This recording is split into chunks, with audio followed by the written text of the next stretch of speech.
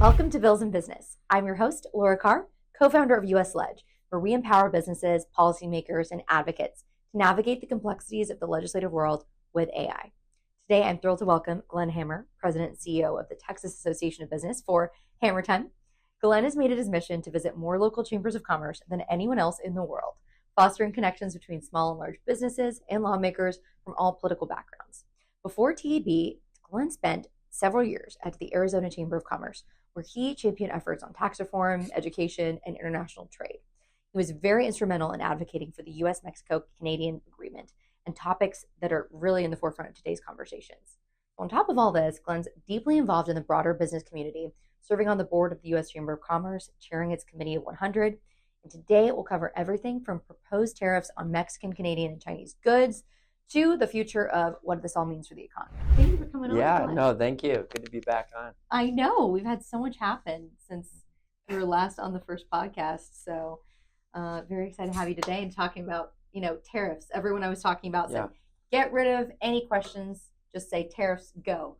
And see what comes up. But there's been a lot of change. So thanks for coming on. Well, trade is good. Tariffs for North America would be bad. But very optimistic that the United States, Mexico, and Canada will work closely together to resolve the issues when it comes to illegal migration and deadly fentanyl coming into the United States. That was something we can jump right in if you Sure. want. That was something that I was going to bring up today, was that those are the main reasons it seems like President Trump wants to have these tariffs in place. Yes. So what are kind of the maybe unintended consequences or things that you're noticing from this proposal? So President Trump, is going to soon take office again for a second administration. I'll say a few things. One, he does love tariffs. He loves tariffs as a negotiating tool, and he loves tariffs as a way to help get manufacturing back in the United States. President Trump also, though, cares deeply about the economy. Right. And he cares deeply about having a very strong economy where inflation is low and employment is robust. So what we believe on the business side is we're always going to take very seriously any proposal that the president puts out there, but we're always going to look for ways we could help navigate, particularly when we all share the same objectives. So Laura, we all want less illegal migration. We'd like to see more legal migration, but there's never an excuse for a person to cross in between ports of entry. We all want to see fentanyl deaths reduced. 75,000 Americans die every year from fentanyl poisoning. But we also all want to see more legal trade. I mean, right now, Texas is far and away the largest export state. We win with trade. And the United States-Mexico-Canada agreement, which was negotiated by the Trump administration and passed with more votes than any other trade agreement in our country's history, except for our first one with Israel, is, as President Trump likes to say, the best trade deal ever negotiated by the United States. And we want to keep it, and we want to build on it. So President Trump announced a 25% proposal of tariffs on goods from Mexico and Canada. So how do you foresee that impacting Mexico, Canada, when we have this great arrangement? Laura, we have to make sure that doesn't happen. Simply put, we need to make sure that our friends in Mexico and Canada work with President Trump and his administration to prevent illegal migration and to do everything possible to prevent deadly fentanyl from reaching the United States. Because the bottom line is we build things together now. The United States, Mexico, and Canada, we have these very complex supply chains where when you think about semiconductors, you think about automobiles and auto parts, and you think about consumer electronics, you think about agriculture, you think about avocado toast and what you put on it. We're making all of these things together, not separately. And one additional quick fact that's interesting to me is that even when you think about exports from Mexico and Canada coming into the United States, usually about 40% of the stuff that Mexico and Canada are exporting into the United States includes parts that were made right here in the USA. Sure. For China, that number, if China is exporting something to the United States, it's 4%. So it's really completely separate. So the bottom line is we're just building these things together, and we need to have a strong Mexico and Canada to compete with China and other regions. So we don't want to see the tariffs take effect, and we're going to do everything possible on the business side to work with the business communities in Canada and Mexico to put positive pressure on the governments of Canada and Mexico, so they work closely with the next Trump administration to achieve the objectives of the Trump administration in terms of cutting down illegal migration and deadly fentanyl from coming into the United States, and then to do everything possible to not only keep tariffs from reappearing, but to look for ways to reduce non-tariff barriers so we have even more integrated supply chains in North America. What are some of the biggest risks you see to industries, and which industries impacted most? You listed a few, but if this were to go into effect, which ones do you see impacted most and seeing from? I'm just going to say that the manufacturing supply chains in the automobile sector, in advanced electronics, would be severely impacted. Because let's talk quickly about autos. Oftentimes, you'll have different parts whizzing between the borders of Canada, the United States, and Mexico 7 or 8 times. So if you added 25% tariffs, it would anywhere from disrupt to destroy those supply chains. And Laura, that's not to mention what would happen, because Canada and Mexico would retaliate. So they may, we're going to have a great new Secretary of Agriculture, Texas's own Brooke Rollins. You could probably take it to the bank that one area where Canada and Mexico would retaliate is against American ag. We don't want to see that. Our farmers would get hurt if Mexico or Canada or any country puts increased tariffs. And then you think of the state of Texas. We are the export powerhouse in the United States of America. We export more than New York and North Carolina combined. Right. So tariffs would really be disruptive to the Texas economy. And we just have to work constructively to make sure that President Trump's objectives in these other areas are met with the partnership of our friends in Mexico and Canada. And we don't see 25% tariffs that would destroy those supply chains that have been so carefully built. And Laura, and this is personal, I started today eating avocado toast. You add a 25% tariff to my avocado toast, I might have to eat something less healthy. And think about that with Robert Kennedy and the Make America Healthy again. Sure. 40 or 50% of our imported produce are fresh blueberries and berries and tomatoes and avocados. They come from Mexico, and sometimes the fresh produce comes from Canada.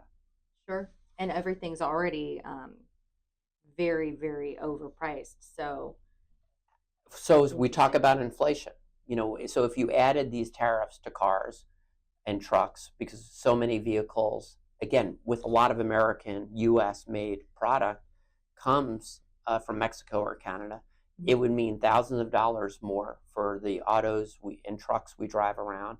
It would mean more for the fresh fruits and vegetables that we rely on, and we want to keep them affordable and accessible for health reasons as well. So it would really wallop consumers. It would hurt manufacturers. And again, I'll just say this. I'm personally very optimistic about the next Trump administration. Sure. He has made some outstanding selections when it comes to the economic team. We talked about Brooke Rollins and some of the other Texans. I personally think that the economy, right before the pandemic hit, after all of the deregulatory and the 2017 Trump tax cut and Jobs Act, and then you add in the renegotiation of NAFTA, the U.S.-Mexico-Canada agreement, Laura, during a part of the Trump administration, we had the best economy this country has ever had. Record low employment and very low inflation. With the team that President Trump's assembling, with the right policies, if we get tariffs right, we get migration right, I'm super excited. We could talk about DOGE and what Musk and Ramaswamy will do. Yeah, definitely. This country could have the strongest economy by far it's ever had. And we're going to do everything on the business side, with Texas leading the way, to help the president achieve our common vision. And so it sounds like the business community are very like-minded here. And as the Texas Association of Business, the Texas Chamber, what's been your response, and how active are you going to be at the federal level? We're going to be super active. Our top issues are going to be to make sure we keep the US-Mexico-Canada agreement intact. It comes up for a review in 2026. We want to build on it. We think that there's things, in fact, on the employment side that can be built on. There's something called TN visas, NAFTA visas, for about 60 plus categories of employment where people from Mexico and Canada could come into the United States and work. One of these areas is engineering. We know with the advanced manufacturing activity in the state of Texas, we need more engineers. Yep. So let's take advantage of that. I'd say our second issue is going to be make sure we need sensible migration. Mm-hmm. We understand we don't want people coming into the country illegally. We want legal migration, but we need it. For the Texas economy, you think about construction, ag, higher tech. We have more jobs open than people to fill them. The third big thing is we need to make sure the 2017 Tax Cuts and Jobs Act are extended. Very own Kevin Brady was chairman of Ways and Means when that went through. Mm-hmm. Probably the most important tax reform that ever happened. That was under the first Trump administration. If provisions aren't extended, every small business in Texas is probably going to see a tax increase because there's a very important pass-through provision in that tax law that expires in 2025. And then I'll add, if I had to add a fourth or fifth thing, we want all the above and below energy. We think the Trump administration will understand we need every molecule of energy we could get. And then the deregulation side. We know if you reduce regulations on business, if you basically take the Texas model and use that for the United States, our economy will soar. So again, those are the 4 or 5 big ticket items. And I'm optimistic that we're going to be able to align with the administration, even though, from time to time, there's going to be eruptions on tariffs or some areas where there may not be perfect immediate alignment. President Trump's a business guy, and I know he wants this economy to roar again, and we can help working together achieve that objective. Trade is good. Tariffs in North America are bad. We have developed, because of the US-Mexico-Canada agreement, the world's most prosperous trading bloc. When you look at Texas in particular, we have won so much because of the certainty of that trade agreement, the US-Mexico-Canada agreement, expertly negotiated by Ambassador Lighthizer and pushed by the Trump administration.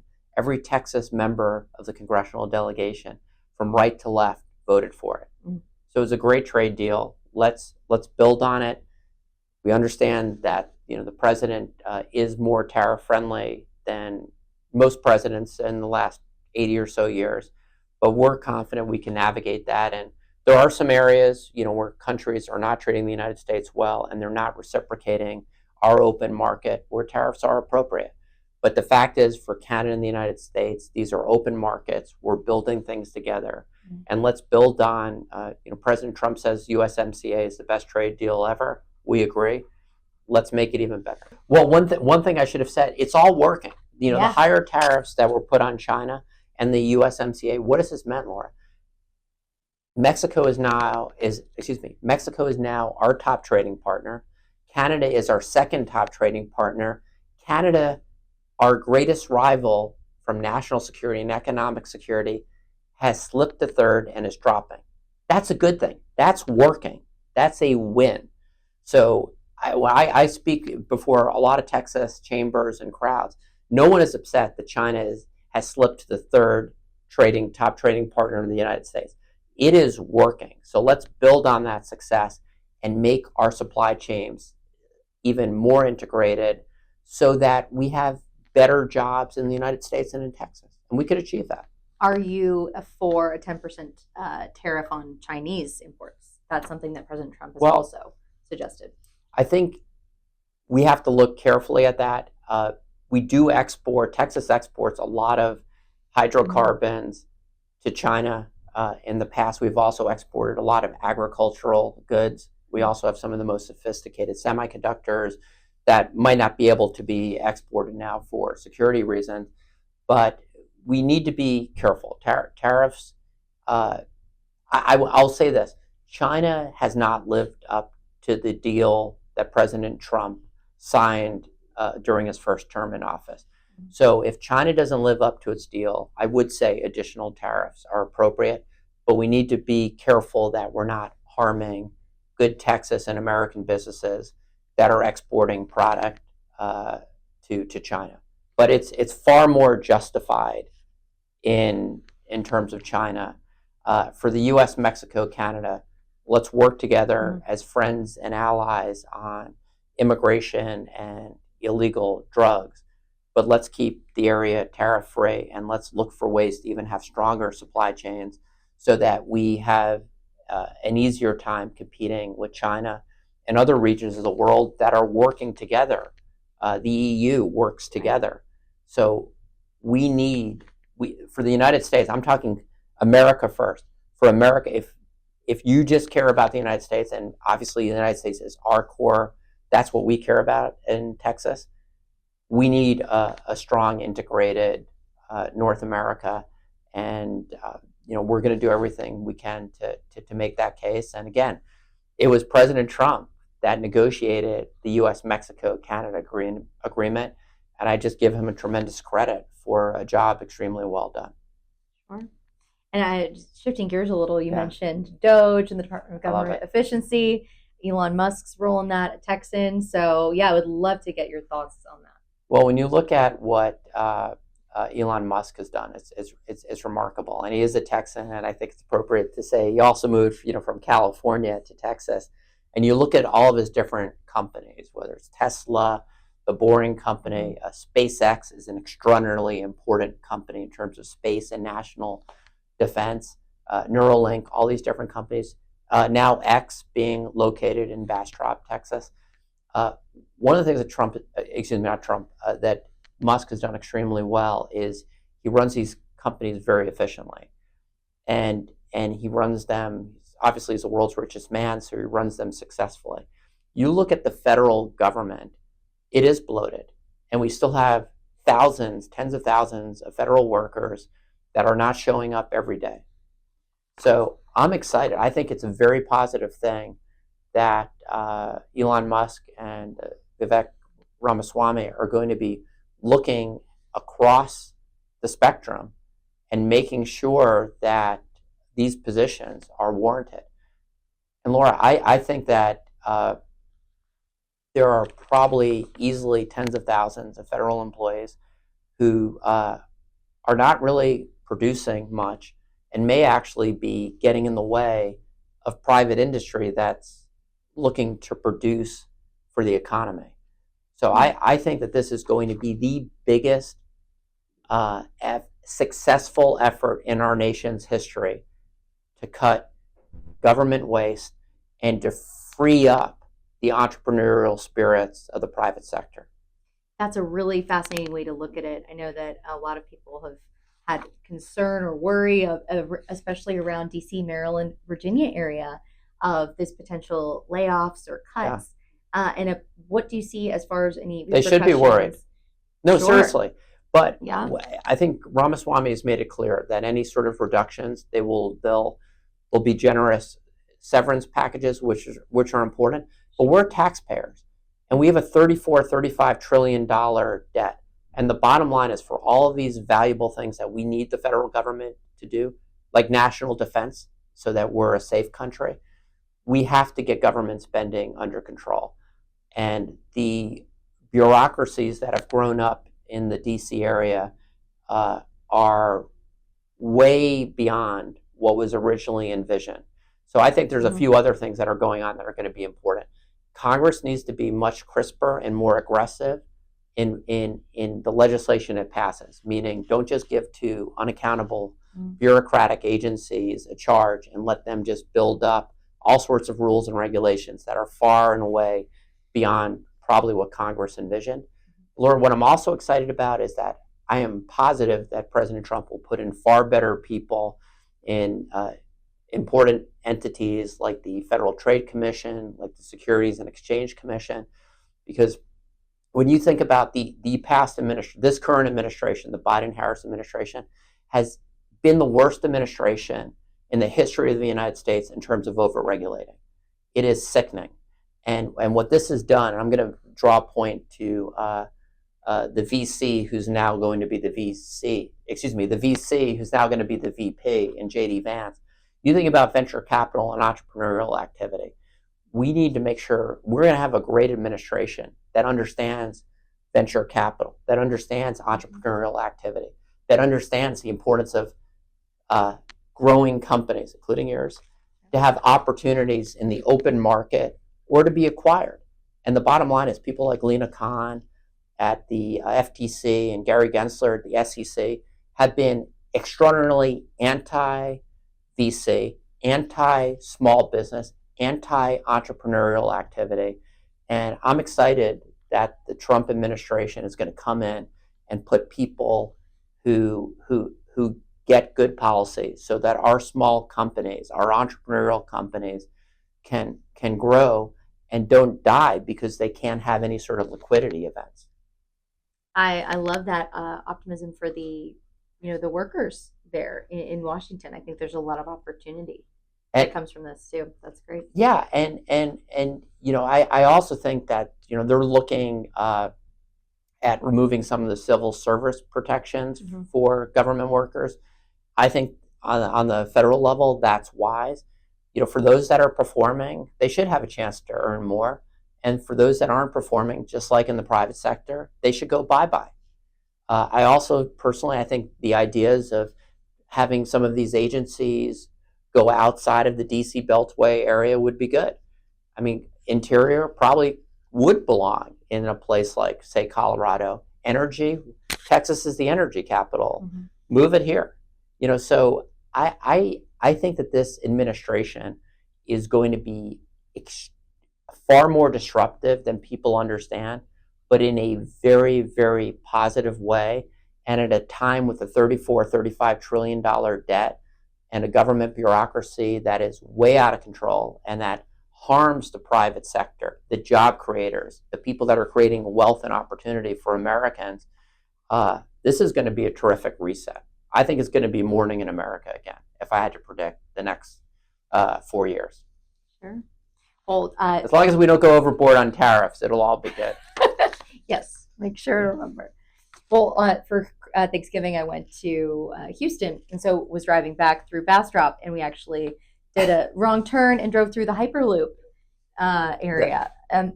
Huge development. Couldn't believe how much saw the Boring Company and all of that. They're making their own little town. What do you think about all of that innovation and coming to Texas, coming to Bastrop? Well, it's so exciting, and we could talk about Musk and all the different companies, but it's so much deeper and richer, and it's all across the state of Texas. When you think about, we could talk about financial services. We're going to have a stock exchange in Dallas. J.P. Morgan Chase has more jobs in Texas than in New York. You take a look at our auto sector, and that's GM, it's Toyota, it's obviously Tesla. I mean, it's growing like crazy. The energy sector, I love talking about this. Yes, we're number one in oil, number one in natural gas, and the next administration will remove the ridiculous LNG, liquefied natural gas pause that the Biden-Harris administration put in. But Texas is also number one in deployed photovoltaic solar. We're number one in wind. We're doing great in batteries. We have a lot of geothermal opportunities. The governor's commission that Jimmy Glotfeldt expertly headed on nuclear power is going to pave the way for Texas to be a leader on something called small modular reactors, nuclear reactors. So we're going to lead in energy, Laura. We're going to lead in AI. Just an announcement today that Amazon is going to be developing a big AI-related cloud effort right here in Texas. So the healthcare, we have the largest concentration of great healthcare services in the Houston area. It's the diversity of this economy, semiconductors. I mean, everything is chips. You think about Samsung and TI, we have more manufacturing activity and exports in semiconductors than any other state. So we're winning in energy, we're winning in semiconductors, we have an incredible health sector, financial sector, ag sector. This is, Laura, I mean, the state is just rocking and rolling. And I want to just give credit. We have the best economic development governor in the country by far in Greg Abbott. He has the most sophisticated economic development team led by Adriana Cruz. Mm-hmm. And this state sings off the same sheet of music, whether you're economic development corporations, individual companies, or chambers of commerce. And this state is just going to continue to rock it, and well within your lifetime. I don't know if I'll live to make it, but we'll blow right past California and be the top economy in the country, as well as have the most number of people. I definitely think in your lifetime. I hope so. But I'll try to keep eating avocado toast. Yes. Well, it's an exciting time for Texas. What are some of the top, I mean, you mentioned so many different areas where Texas is just rocking and rolling, but where are the focuses for this legislative session that you, TAB, and the business community are really focused? Well, one of the things we want to make sure, we continue to have great economic development tools. Mm-hmm. We have a great regulatory environment, low tax, no income tax. We have to make sure that our capital-intensive economic development tools work well. We also have an expiring research and development tax credit. We need to get that right. We want to make sure that we're continuing to incentivize research and development. And how much R&D is too much? Well, I have these philosophical conversations with my 15-year-old daughter. How much chocolate is too much? The answer is there's no amount that's too much. We want more R&D. So we're part of a robust coalition to make sure we have a good R&D tax credit that gets extended. But Laura, we're also going to work on plenty of things with our great universities. I mean, what's going on in the university side with UT Austin and Texas A&M and our other universities is best in the country.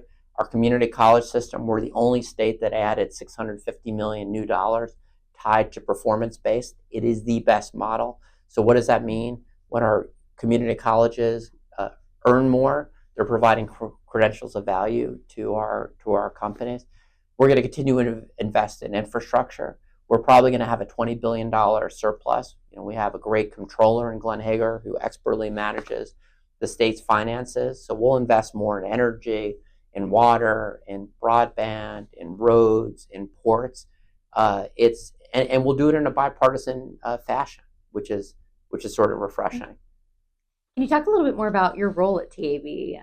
What you do as what CEO? Do I do? Yeah. So you're everywhere. We're the State Chamber of Commerce. So what we do is, in addition to our 1,100 direct members, we work very closely with 250 great chambers of commerce throughout the state. And Megan Morrow, who leads all of our legislative efforts, does a phenomenal job of bringing these chambers together behind a common business agenda. So when we talk about things like the R&D tax credit or additional funds for community colleges tied to credentials of value that our employers need, Megan is really the one who brings these different organizations together all across Texas so that we have a united front when we go to the legislature. And Laura, when the chamber community is united, we tend to do very well. And the reason why is we have great legislators, both sides of the aisle, who care about their chambers, who care deeply about keeping Texas as the best state for jobs. So, our job is to make sure that we keep the Texas miracle going.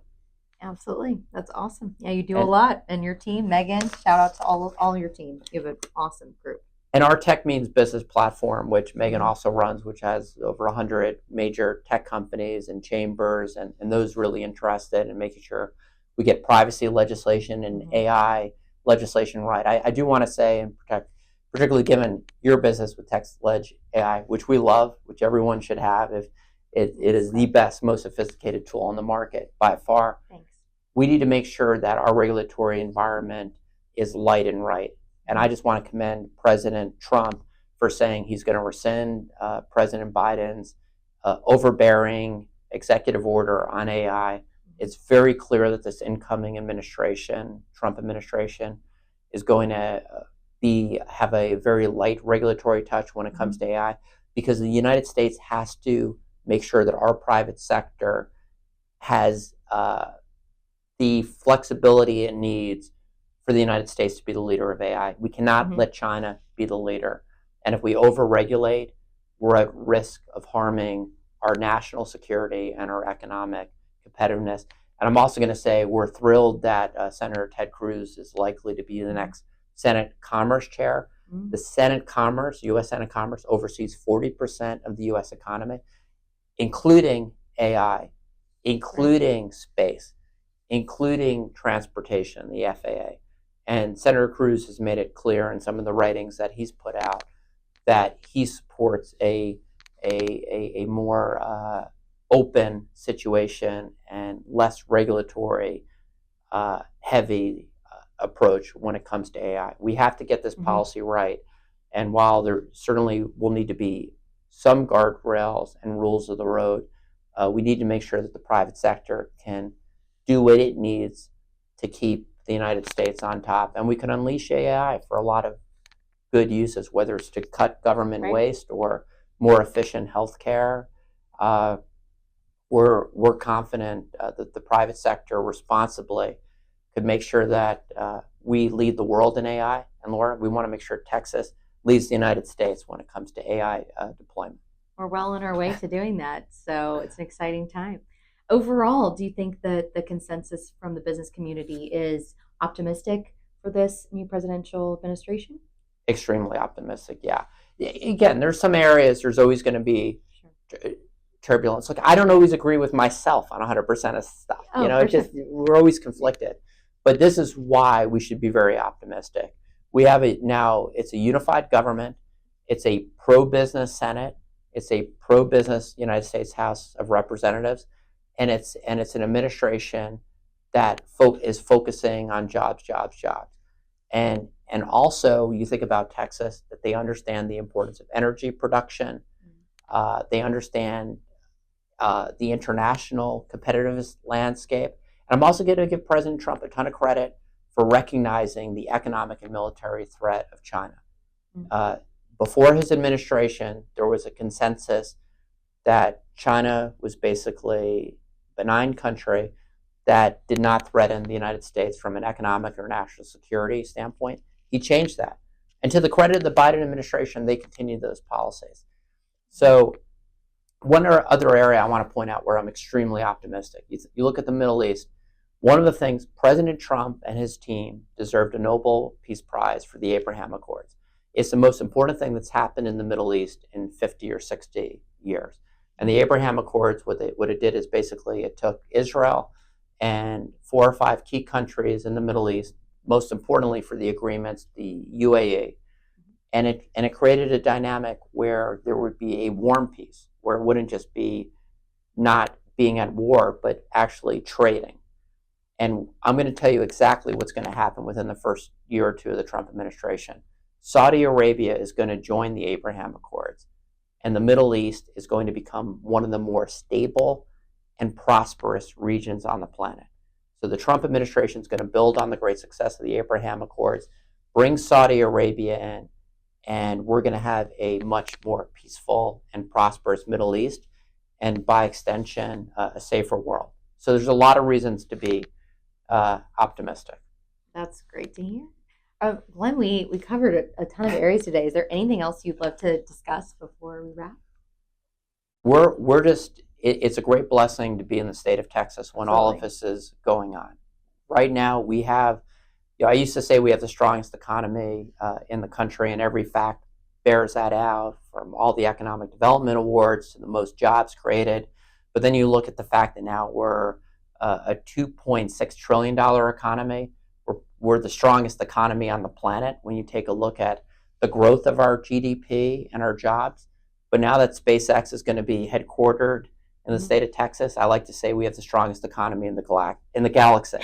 So let's just keep it. Let's keep it going. The Texas way is a great model nationally, and we're just blessed to be in the state of Texas, and we're in the land of opportunity. And honored to run the State Chamber of Commerce. I love it. Yeah, we're so happy to be here as a business. It's such a friendly state for us. So thank you so much for joining us, Glenn. And can you tell everyone your handles so they can go follow you on all of your adventures? Yeah. So my daughters know that I do something. I'm on Instagram. Yeah. It's just Glenn Hammer, GLENNHAMER. Okay. Same on X, and it's just my name. I do a lot on LinkedIn. Glenn Hammer, just 2 N's in Glenn, 1 M in Hammer, and that's pretty much what I do across the social media spectrum. Wonderful. I love the play on Hammer Time. So we will name this episode Hammer Time as well. And Thank you. Thank you again for joining. I'm excited to hear your thoughts in the new year. Always an honor to be on the show, and look forward to being back on. Thank you, Laura. Thank you for your time.